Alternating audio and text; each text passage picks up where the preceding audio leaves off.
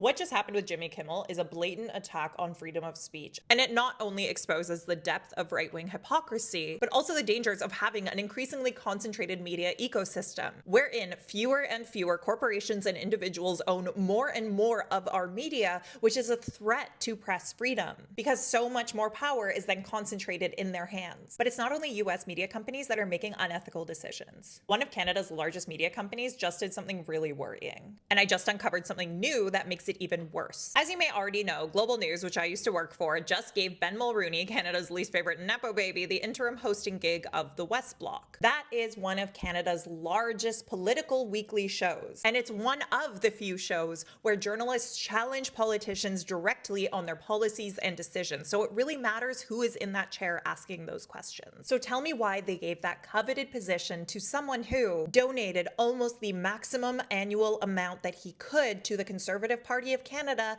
just last September. In my last video, I raised concerns about the degree of partisanship that we see from Ben Mulroney, given he's tweeted stuff like telling Mark Carney to be afraid of Pierre Poilievre. But not only has he been outright partisan on social media, he's directly financially contributing to one political party, the Conservative Party of Canada. Now you might be wondering, hey Rachel, there could be another Ben Mulroney who also lives in Toronto who also contributed near the maximum amount allowable per year to the Conservative Party. Well, this contribution, it has a postal code associated with it. And when I searched that postal code, I found that Ben Mulroney was listed as having the exact same one in a consulting agreement that was published with the company Midori Bio Inc., which Ben lists as a company he's worked with in his bio on globalnews.ca. So ladies and gentlemen, this is our guy. Not only that, but when I searched his name associated with that postal code, I also found that Ben Mulroney attended a paid fundraiser, specifically one held less than a year ago in late November 2024, where the amount paid to attend the event is anywhere from $0 to $1,725. That, by the way, is the maximum amount an individual could contribute to a registered party in 2024. But maybe Ben got in for free because he had already contributed $1,625 in September. And the evening was called An Afternoon with Pierre Poilievre in support of the Conservative Party. And now he's going to be the nonpartisan host of one of Canada's only and largest political weekly shows. Anyway, I reached out to Ben and gave him the opportunity to comment. He didn't get back to me in time. Same goes for the folks at Chorus Entertainment, which is the parent company of Global News. It would be great if upper management at these companies could stop making decisions that impugns journalists' credibility and threatens our independence. There are very talented journalists at Global News who are now going to have their credibility in question